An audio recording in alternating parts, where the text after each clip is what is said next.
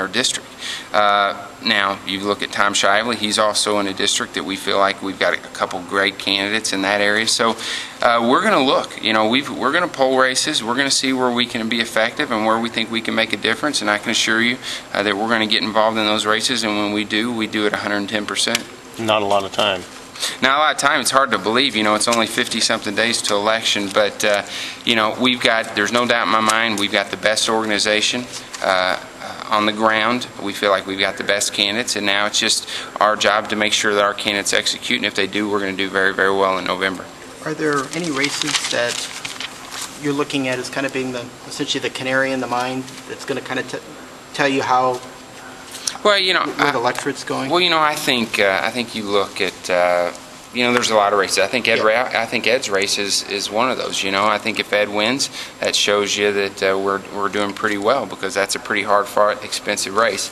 There's a lot of races out there that are important. Some that are held by Republicans, some that are held by Democrats. I think if you look up in Hazelwood at Zweifels' seat, or in Sam Page's seat in 82nd, I think if you see that we do well there, then I think we're going to be very, very happy with the outcome in November. What role has Jim? I mean, you had the news conference. Sure. With Jim Talent. What has he been doing? Well, one, he's a great advisor. I mean, I really respect his opinion. He's been here before. He's played this game before. He understands what it takes to be successful. Two, he's been helping us, certainly helping us raise money for HRCC.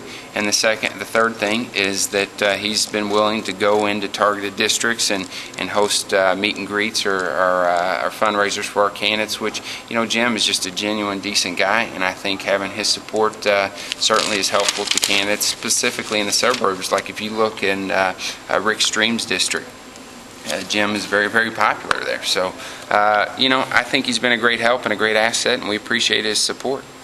You mentioned Kenny Holsoff a couple of times. How important are being able to ride coattails for keeping your majority? Well, I mean, I think House districts are most often determined by the candidate, because, you know, I mean, if you've got a good candidate, they can come in contact with all 30,000 voters that they represent or that they're wanting to represent.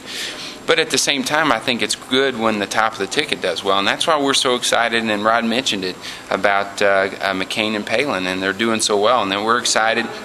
I said up front that I thought Kenny Holsoff was our best top-of-the-ticket guy for the House members.